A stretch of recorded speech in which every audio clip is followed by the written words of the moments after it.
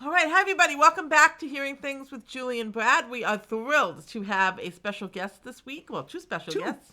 We have Shannon and her hearing dog Riley, and Happy is making a cameo.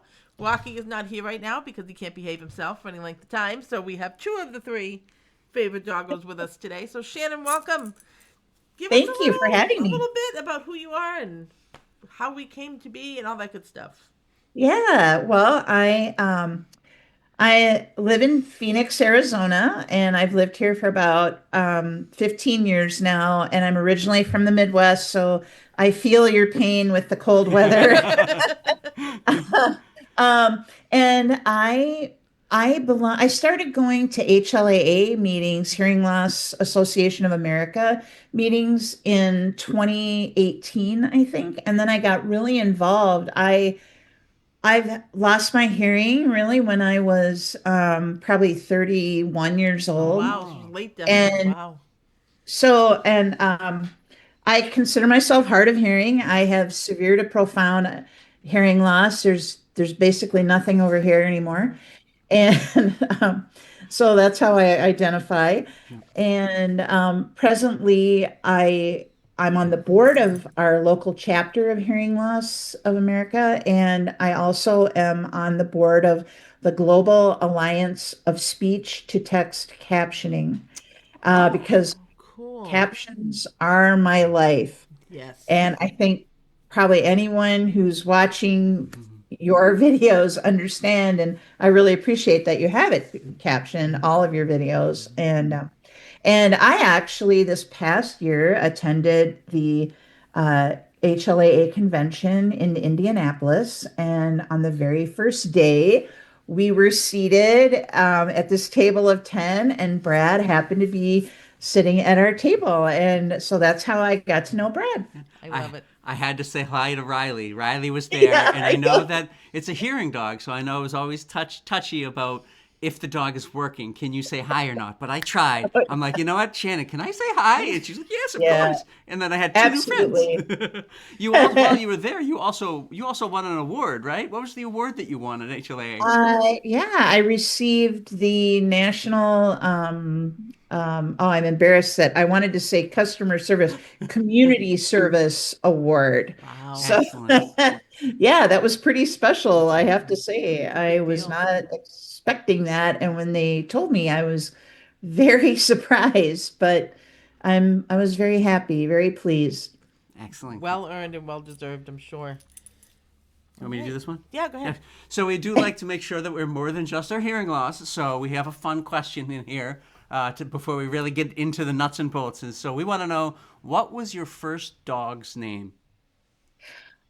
Well, I had a half German Shepherd, half Siberian Husky, and his name was Casey. Oh, And nice. he was named after Casey at bat because I'm a huge Oh, Oh, yeah.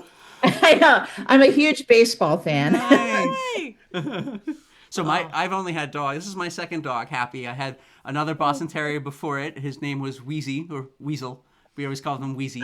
And what was your first dog's name? my very first dog was name was Vince. He Vince. was a Shih Tzu poodle.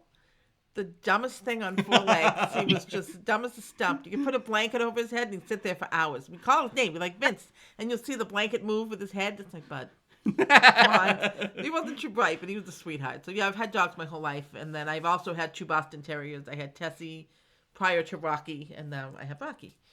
So yeah, Oh my gosh. fun, so They're fun. the best though. You already. So we covered a little bit that your preferred hearing loss term is hard of hearing, and I want to ask a clarifying question about that because I've known for some folks who've lost hearing later in life, some people are starting to adapt late deafened. I don't know if that's something that you've heard around or how you came to hard of hearing. Like, what? It's just something that feels good? Is it something that's mainstream? How did you kind of come to that? Honestly, it's just that's how it feels, and Sure. so I don't really worry too much about the label. Mm-hmm. Mm. Um, I know what I can hear and what I can't, and when people um like if I'm introducing to myself, I I just tell people, listen, I'm really hard of hearing, Mm-hmm. and they will pick up on that real quick. Yeah. It's not going to be So, a secret for long. no. That's for sure. Just along that lines of disclosure, I always love to ask people, when you meet someone new, do you disclose your hearing right from the beginning, or do you wait and kind of see how it goes? How often do you self-disclose? When? Because everyone has a different approach. I'm upfront about Yeah. it. The second you lay your eyes on me, it's coming out of my mouth. Where Yep. other people may hang back a little bit and kind of make that decision. That's me. I definitely hang back. I bluff far too much. Yeah. But it's something new. Talking about my hearing loss is something new. So what about you, Shannon?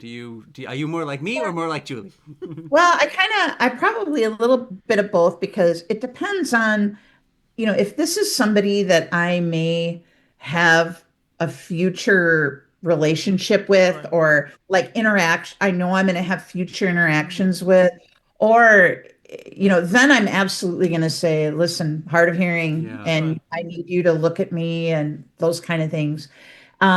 If it's just a one-off, depending on how it goes, if I'm struggling to Yeah. Mm-hmm. hear them, or well, not just to hear, but to understand them, Mm-hmm.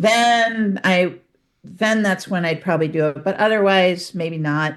But I do find that if it's somebody, or if I'm seated at a table of 10, I'm definitely gonna tell the people Sure. at that table, because I'm if I don't, then they're probably gonna think that the awkward, you know, if I'm trying to understand, it might take me a second, then it just assuages all of that. Look, Sure. hard of hearing.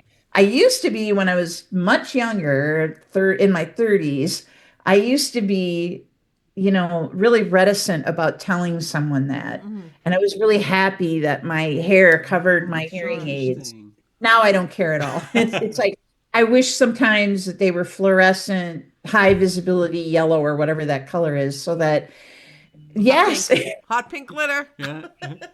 because then it kind of oh, people would see it and like, oh, okay, and yeah. Sure. That's great, Julie, I love I that. love it. I'm getting my new ones are hot pink glitter swirl and hot bright purple glitter swirl. I think is what I ordered next time. Yeah. So I have black and Oh gold. yeah. Bruins colors.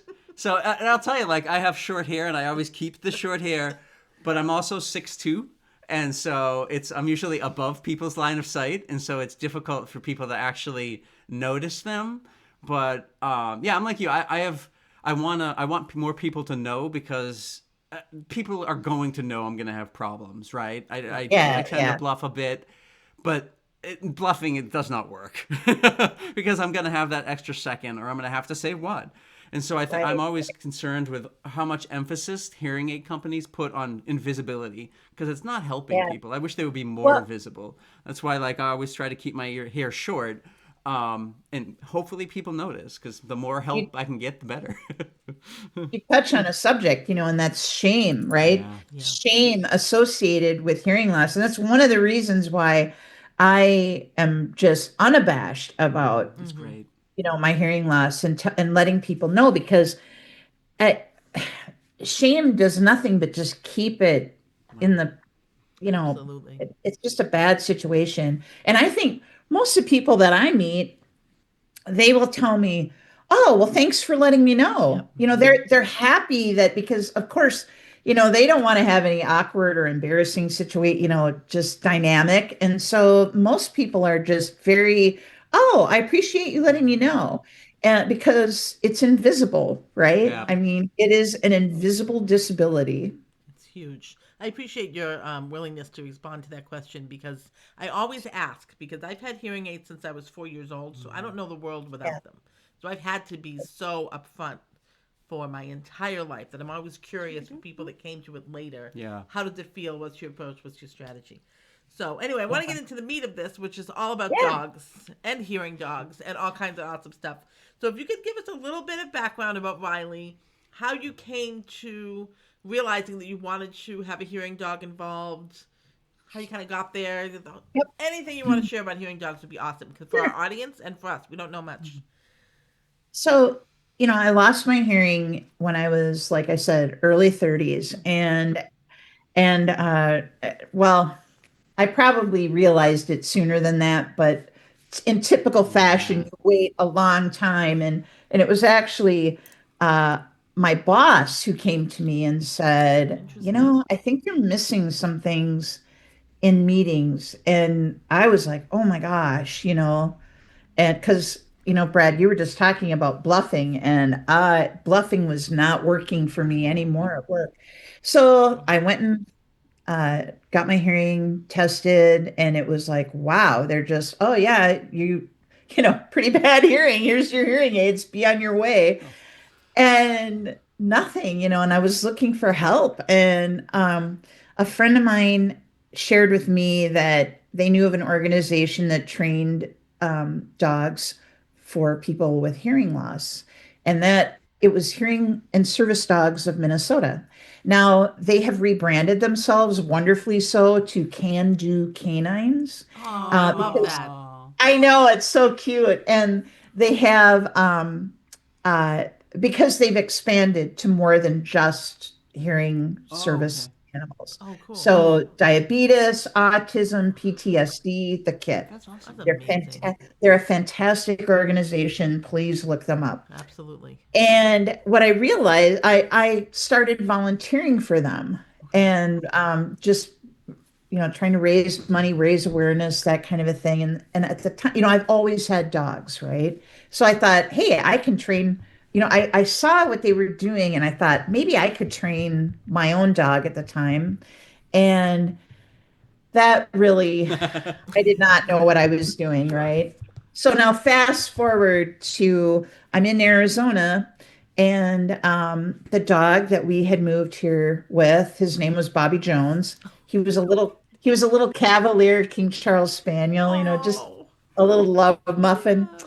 And he was not alert. He was, I mean, they're not designed to be, right? So Right. he was very chill, mild, Yeah. just a beautiful lap dog. And I loved him so much. When he passed away, sadly, I thought, okay, this is maybe the time Hmm. to find a dog that would, and a breed that would be conducive to this. And at the time, I learned about an organization here in Phoenix called Diamond Dogs with a Z of Arizona. And I met Christy, the trainer, and told her, I came to observe a class, which is what we recommend people do. And you she trains the trainer, and now I train for them, but That's we awesome. we train you and your dog. So it's training the trainer.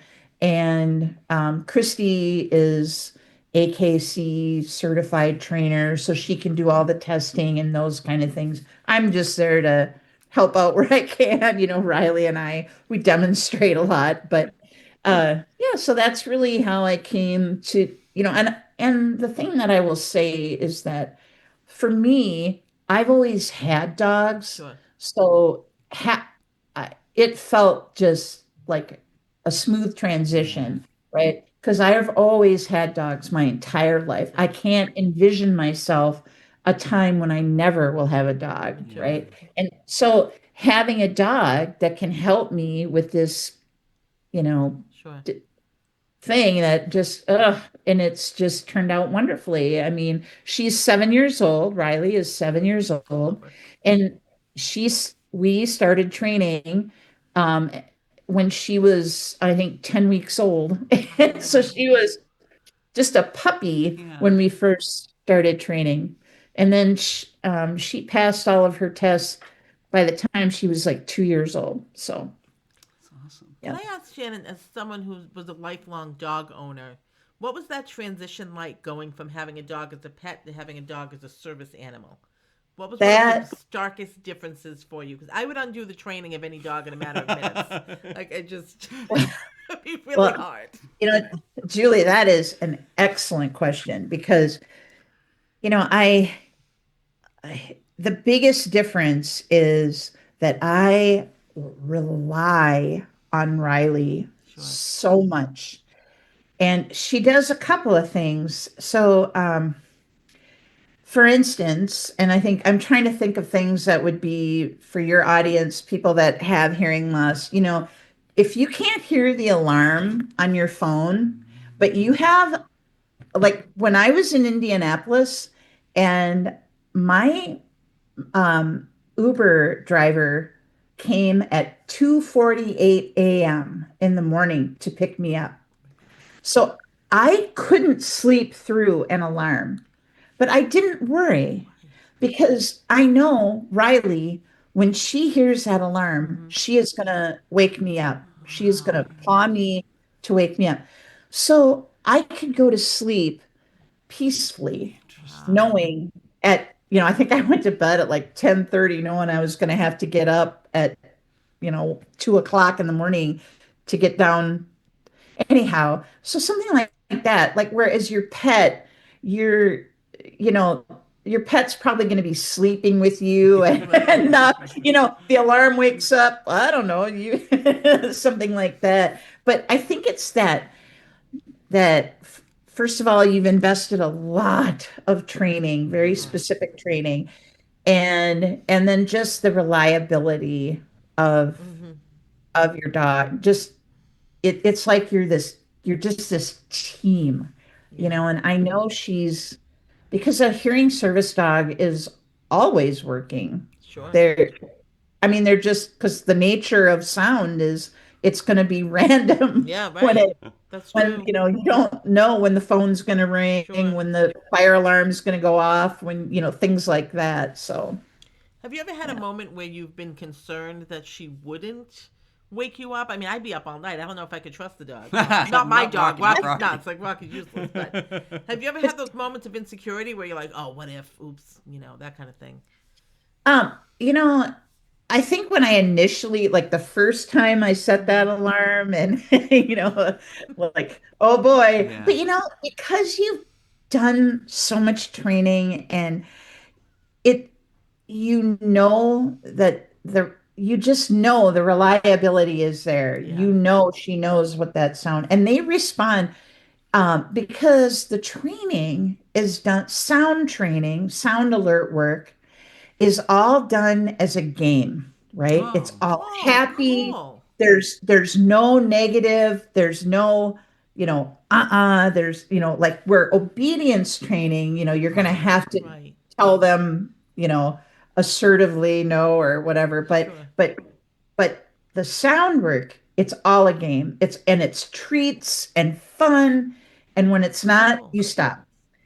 And so to Riley, it's just like a game. She like, oh, that sound went off. I get a treat or I get a at a girl, you know what I mean? That kind of thing. So she knows that it's going to That's be amazing. a fun experience. How But did yeah, you the first time know? you do it, it's kind of like I know she's going to do it, but you might want to Yeah. sleep with one hearing One aid in. hearing aid. That's amazing. It's kind of a two-part question. So that's part one. I'm thinking about my dog Rocky, who needs a service dog for himself. He's ADHD off the wall. How do you know? Like, what are some of the characteristics of a puppy at 8, 10 weeks old where you're like, oh, you know what, this would be a good dog to train for a service dog, or is it pretty much luck of the draw? You kind of see how they age, and then some flunk out. Well, I will tell you that I think there are some dogs that have the proclivity. Sure. They want to help you. So, like we have a lot of labs in class. We have, golden retrievers. But it's always surprises me. We had a corgi that was outstanding. I mean, really, truly, I would have never believed that. But that dog to this day, and his name, Mr. Chips. Brilliant. So we call them chips, but again, and here's the thing. So not not every dog passes. I mean, not Sure. every dog team passes. And it's because of a lot of factors. I mean, it Mm-hmm. can be a lot of factors. You you really have to have a lot of diligence to because Mm-hmm. the training you have to be so consistent Yeah. with the training. and everyone in the house. I mean, it's just myself and my husband, Sure. but he has to be on board with the same corrections, the Right. same happy fun when it's just, the hearing training kind of thing. But I don't want to say it's a crapshoot, but you can do yourself a favor by knowing the kind of breeds that Okay. want to help you. They have to be independent enough. They have to have a confidence, they have to be a confident Interesting. puppy, a confident dog.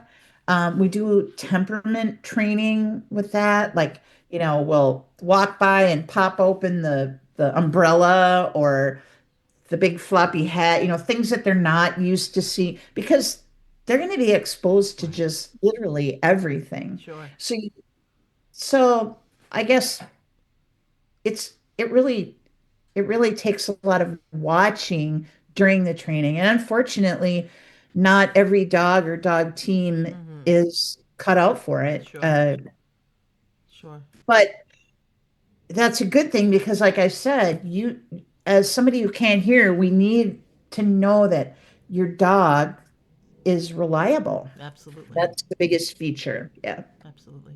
So Rocky has the confidence Oh, plenty of for sure, confidence. but he uses his power for evil. I don't think he Evil. would be a very He's good yes.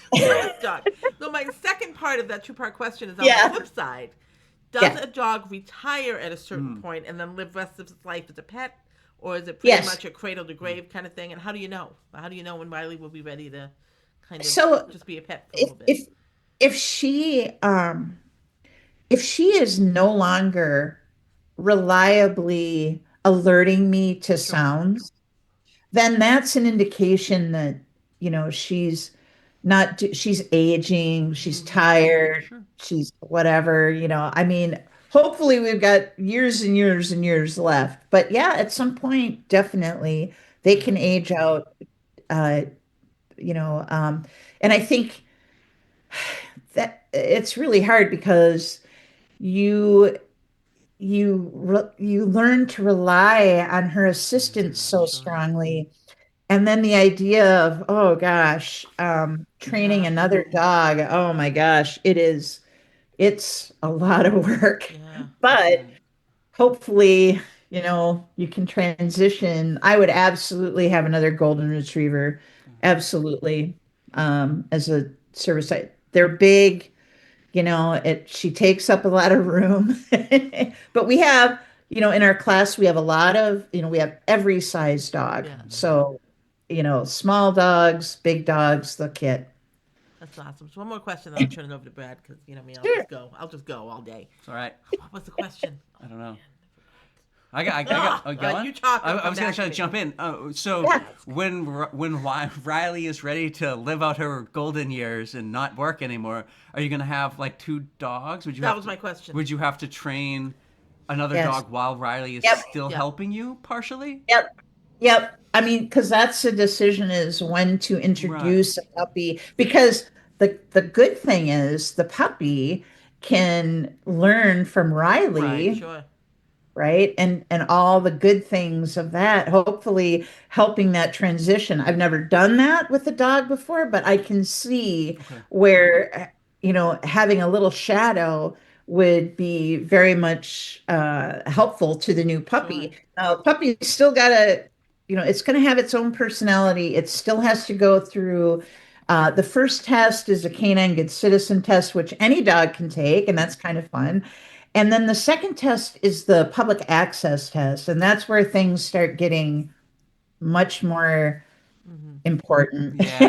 Yeah. Because your dog has to be perfect in Right. Yeah. public. I mean, or that's how it feels because Sure. Of there course. people are judging you, and there's a fake service dogs. So people, I think, have seen a lot of Yeah. dogs in public. And when you go to the lengths of training your dog, like I've done, I mean, that's, um, Brad's seen my dog in public in That's person. I great. mean, behavior is the giveaway, right? Yes. So when your dog is calm Yeah. and attentive and still helping you in public, not affected by things going on around you. I think that's the biggest giveaway.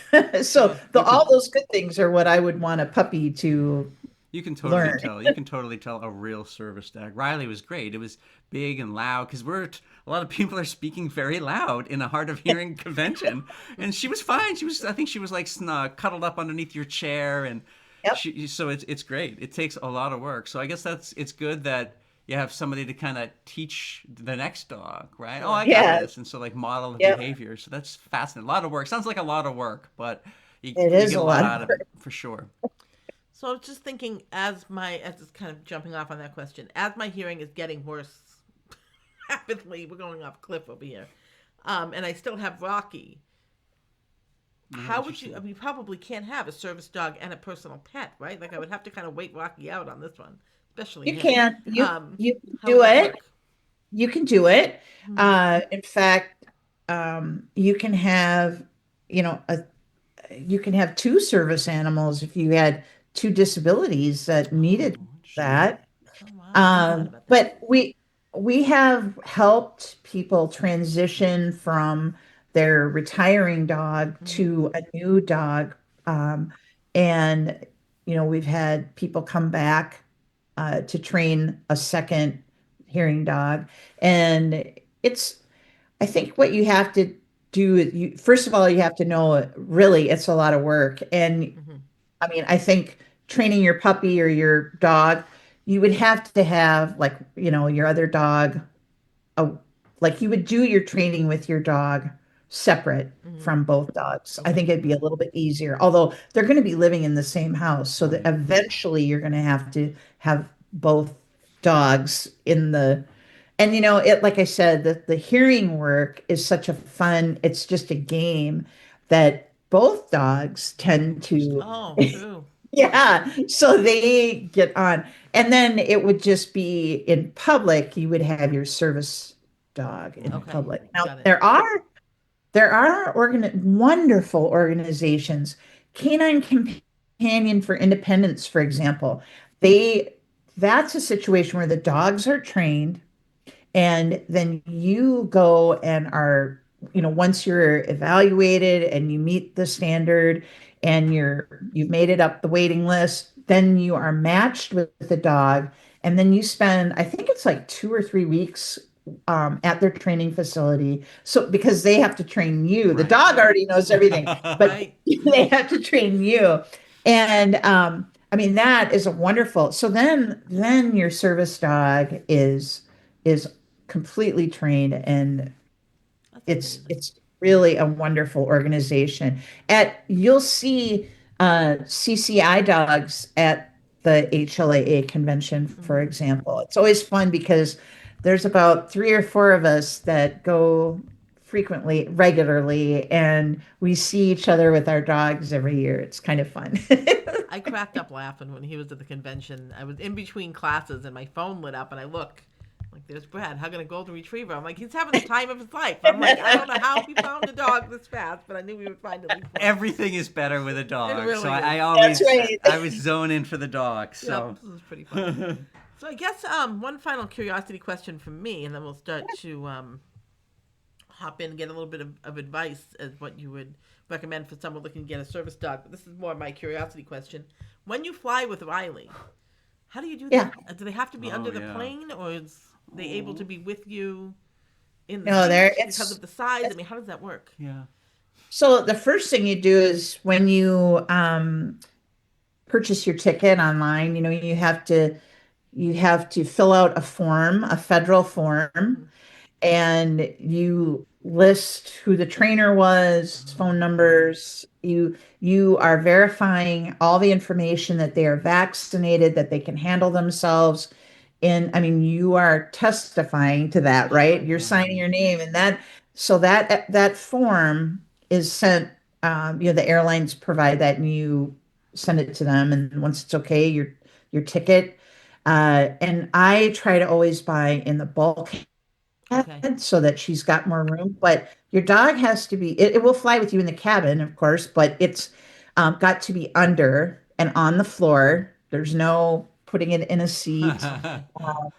anything. I mean, your dog is always under you in public unless, at least for a hearing service dog. Now, if it's a dog meant to go get something, go pick something, then it could be out. But yeah, and it's surprising how this 68-pound dog can curl up and just be right under my feet, or, because she can't really sit under the Right. seat. Right, right, right. Uh, if I have, but having the bulkhead, it's excellent because it gives her just that much more Okay, good. I was room. wondering about that. As I was thinking, wow, if you need her to be your companion, and if she has to fly under the plane in a crate, I'm like, how's this working for everybody and their safety and Yeah. things like that? So, Good to know. And you can fly with your dog mhm. if I think they have to be under 14 pounds. They have to be able to fit Yeah, into a carrier Yeah. that goes under the See. seat in front. So, and there's a cost for that, but if you can do it, I think it would be great rather than having your dog flying underneath. yeah. Our That guys would are be too hard. big. That would be hard for me. Yeah. Yeah, our Yeah. guys are too big, and because they're the brachycephalic breeds, the Uh, smushy faces, it's Oh, dangerous for them to fly. So we won't be oh, bringing wow. Rocky to Yeah. Arizona, which yeah. can't go Oh terrorize gosh. another state. So, why don't you Yes. ask the next questions? I've been doing all the I got it. talking here. Okay. Yes, I'll let you talk now. Yeah, I'm so honored. So what general advice would you give someone who's looking to get a service dog? Yeah, so I would think about what the next 10, 12, 15 years of your life is going to look Oh, like, good Interesting. suggestion. because that dog is going to be with you that length of time. Mm-hmm. And this sounds harsh. I don't mean it to sound harsh, but your dog is a tool, and your service dog is one tool Yeah. to help you with your hearing loss.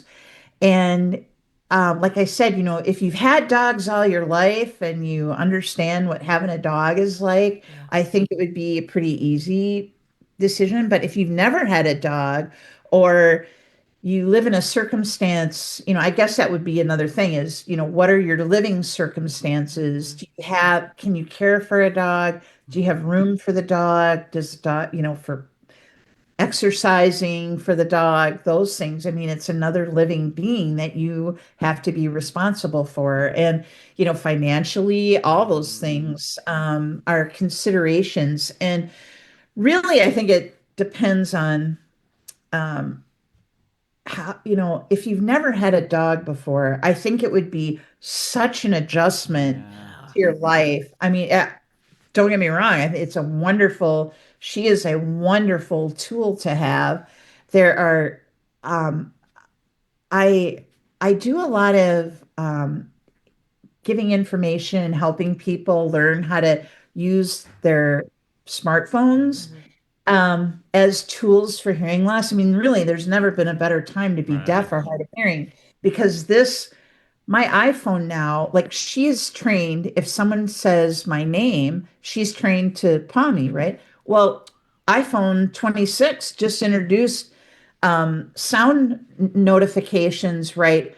That sound recognition, and they just added your name. So now my phone will tell me so I guess what you need to do is really evaluate what would help you the most, and like, hey, I love having Riley, something that is another consideration is that when you have a service dog, and uh, they don't need to wear a cape, right? They Oh, don't, okay. it's not a requirement, the 88. But the reason that I have one on Riley is because one of the biggest ways she helps me is it says hearing service dog on the top. She So discloses for you. it Yeah. discloses the invisibility, Yep. right? So it's like, oh, and what I notice is if I have her when I'm out, people will come around and look, they'll Ha. talk to Interesting. me. They will tap me on the shoulder and get my attention because I'm not going to hear, you know. So I think that is possibly one of the biggest benefits of Yeah. having a dog in public. So that would be a consideration is, do you want your disability disclosed all the time? Because that's going to happen if you have Thought them about wearing that. a cape. You don't have to, but I'll tell you, if you don't have your dog in a cape and you have your dog out in public, that's all kinds of questions you're trying to answer. And, it's Yep, so nobody needs that. anyway, I hope that That's helped. fantastic. This Great, was awesome. great points. This Yeah, was awesome. I love it. I love this. Yeah, thank you so much. I have so much more. We can go on for 6 Yeah, we hours, could. but we won't. We'll just have to come visit in Arizona. We can sit and talk about this for days on end. Yeah, and you need to Um, come at this time of the year. I'm in short Oh. sleeves, right? yeah, It's with snow. Ugh. going to be 78 degrees today here. It's snowed this morning here, We've so got about, what, 5 inches outside now? 4 or 5 inches, yeah. So. Oh, Hate it. So I mentioned earlier we like to make sure that we are more than just our disabilities, and Julie and I are both big readers, so we always I end am each show too. with a book recommendation. So Shannon, do you have one for us? I do have a book recommendation. So it's a book called A Course Called Ireland, and it's written by a man named Tom Coyne, Coyne. And it is a memoir about a man who walks the entire country of Ireland with his golf bag and he golfs every course. And it's really about the people he meets along the way, some of the animals he meets Yeah. along the way. There's a dog that just might make an appearance in the first chapter. And it is clever. His writing is so interesting, and I think you would both love it. A friend of mine who's actually not a golfer took her mom to Ireland for her mom's 70th Oh, birthday, wow. and someone had recommended this book to them, and neither one of them even golfs, and they loved it. And so then she knew that I golf, and Interesting. I have recommended, I have bought this book more times for gifts, for birthday presents, for Christmas gifts, that kind of a thing. So Oh, I'll definitely check that absolutely. out. I'm headed over to Ireland in that's right. April, actually. My nephew is studying in Galway for a semester, so a couple of us are Are heading you over to see him. So it'll kidding? be fun. So I'm definitely going to read Oh, that before I go. Yeah. So this is you well should timed. definitely. One of the things in the book is he lists top tens of all kinds of different categories. There you go. So, There you go. oh my Done. gosh, So fun. Well timed. oh, Julie, I'm so excited I for love you. it. I'm looking forward to getting back there. What do you got? I read this crazy book. It's called The Husbands by Holly Gramazio. Okay. And it starts off, when I first picked it, it was a New York Times bestseller, and it was on one of those recommended best books lists. And when I first started it, I'm like, this is like really gimmicky chick lit. I'm not reading this. This is not me. But then it grabbed me because the concept started to make you think as the book went on. So basically the premise is this single woman comes home one night from a party, and there's a man in her house who apparently she's married to that she has no memory of. And it kind of starts unraveling where did this person came from. Then he went up into the attic and another husband came down. And her whole condo flipped to a whole different decoration, and she had a different job and she had a different lifestyle, and every time she got sick of them, she sent them back up into the attic. I mean, it was amazing, right? So I'm like, this is a riot. But then as I kept reading, it got much deeper in the concept and started thinking like ethical questions come up of, okay, well, in this particular life, am I going to go to work knowing that I can just hit the reset button and send it back up into the attic? Do I drain all my finances? Do I have an affair? I mean, I don't know, right? It really gets you to think. And there's a twist at Wow. the end that just blew my mind. So it ended up being a lot better than I initially thought it would, because I thought it was like this fluffy book, Right. but it really makes you think. Highly recommended. Sometimes gimmicky books don't. I had to get they don't past the last. beginning couple Yeah. of chapters. But Interesting. It was really good. Cool. Really good. What do you got? Yeah. So I have The Princess Diarist by Carrie Fisher. So I'm a huge Star Wars fan, and I love Carrie Fisher. I think Yes. I cried when she died. She's just such a great role model. Yes. Well, not in a personal life, because some of the things No. she did in her personal life were challenging. And this book goes into that. This book gets into like behind the scenes stuff on Star Wars, things that she was dealing with. She had a bunch of mental health wow. issues that she had to deal with, and she's very honest in it. And anytime I can recommend a book that shines a light on mental health. It's always something I like to do, Yeah. and it ties into Star Wars, so it was great. Yeah. Excellent. So transparent and so fantastic. I've read all of her books. She and I had the same birthday. Oh yeah, okay, So right. as a kid, I thought it was the coolest thing to have the same birthday as It's Princess Princess Leia, Leia. and I still think it's pretty cool as an adult. And I cried when she died too. Yeah. She's just remarkable, and Yeah. I wish that she wasn't so tormented. For She's so very much of her tortured, life. yeah. Yeah, I The know. writing is excellent. Yeah, She she's really great. She's funny. dives into it for sure. Well, this was a blast. We always love seeing you and hanging out and Thank chatting. you. And talking doggies and all that good stuff, and hope to connect in person sometime soon. So thank you so much for being willing to come on and share your knowledge base with our audience. I think it's going to be Oh, really thanks well for received, having and me. I learned I a just ton. love your channel. I love what Thank you you. two are doing, and it's just so much fun. Thank Really you. great. Thank you. Oh, this was great. Great. All right, well, we will. We'll see you post next this week, everybody. and see you soon. Bye.